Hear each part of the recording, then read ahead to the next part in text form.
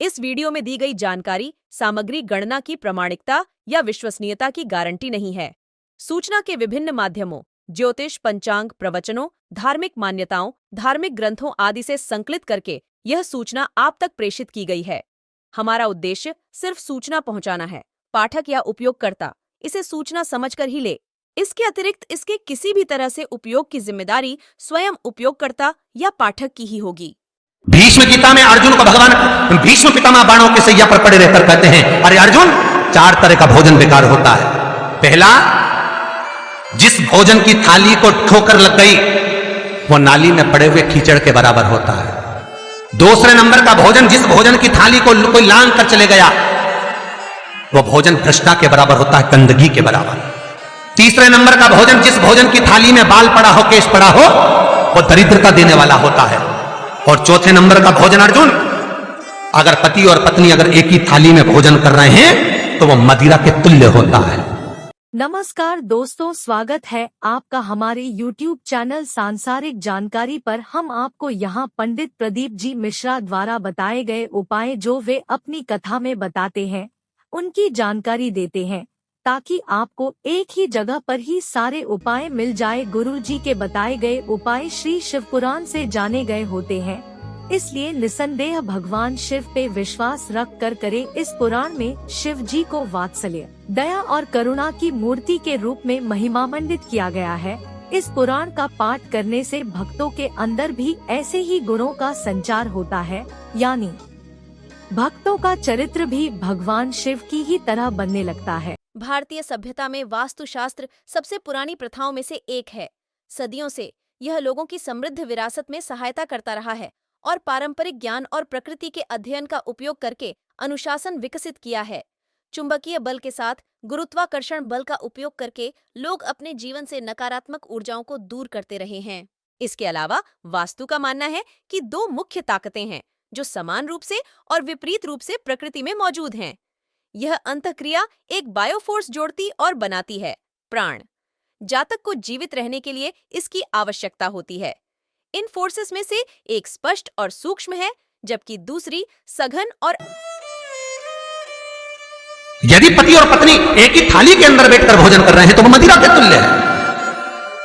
भीष्म गीता कहती है, अर्जुन, पति के जीवने के बाद अगर पत्नी उसी थाली में भोजन करती है तो चारों धाम के प्रसाद से बड़ा महाप्रसाद बन जाता है।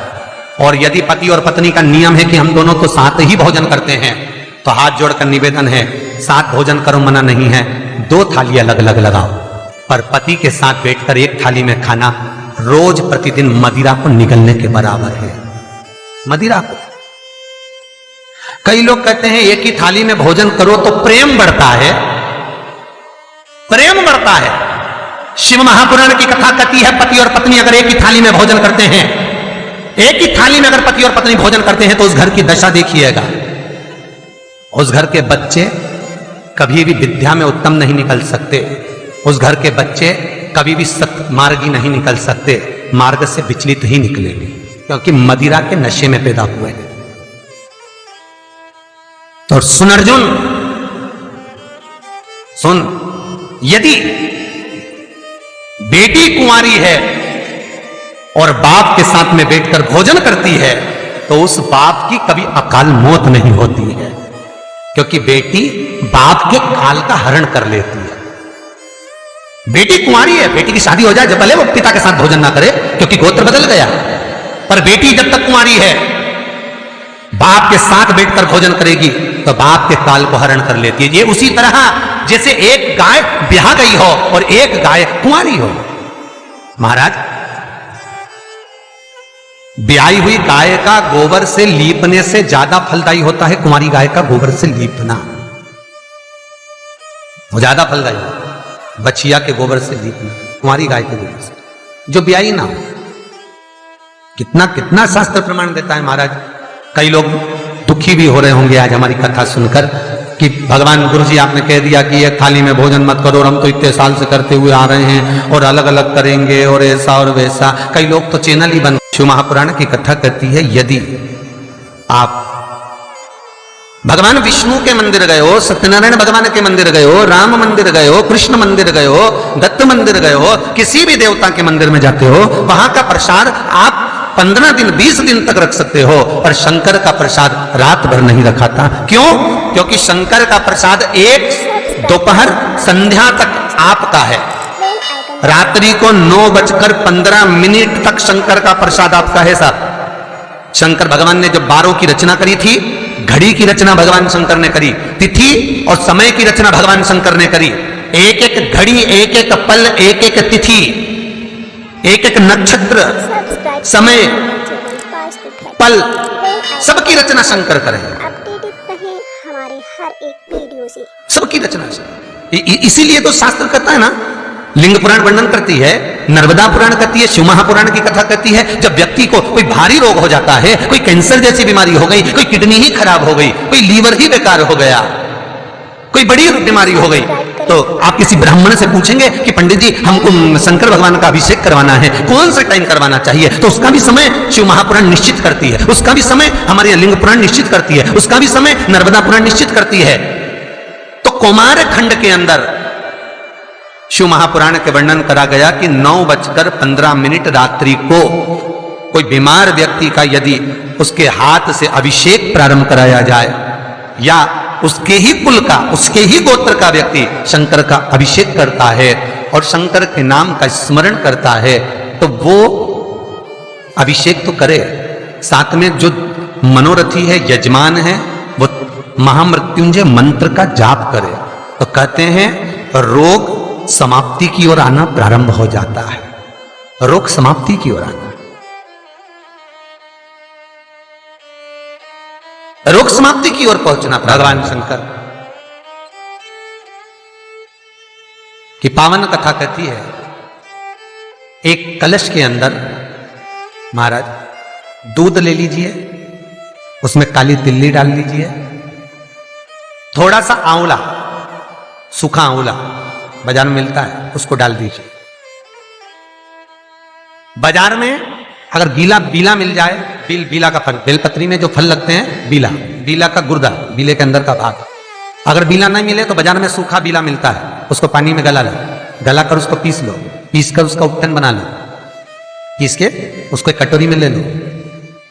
उस उपटन को, जल के पात्र को, जो व्यक्ति घर में बीमार रहता हो या जिसको बुखार ज्यादा चढ़ रहा हो, उतर नहीं रहा हो, निमोनिया जैसी बीमारी हो, बड़ी से बड़ी बीमारी भी अगर आपको घेरी हुई है, तो आप अपने हृदय चित्त से स्पर्श कराकर, कोई पलंग पर पड़ा हो तो उसका हाथ का स्पर्श करा, जो स्वस्थ है उसके ऊपर से उतार कर भगवान शंकर को ले जाकर वो बीले का उपटन शिवलिंग पर लगा दे, और जो जल है वो शंकर जी को समर्पित करें।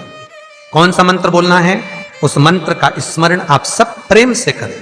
ओम, जितने टीवी के सामने बैठे सब बोलिए ओम जूम, जा में ऊ की मात्रा, अम की बिंदी, जूम, सहा, सा दोहा की बिंदी, सहा, ओम जूम सहा, ओम जूम सहा। इस मंत्र का जाप करते हुए जो दूध चढ़ा देता है, उपटन लगाकर, उसकी बीमारी, उसका रोग समाप्त हो जाता है।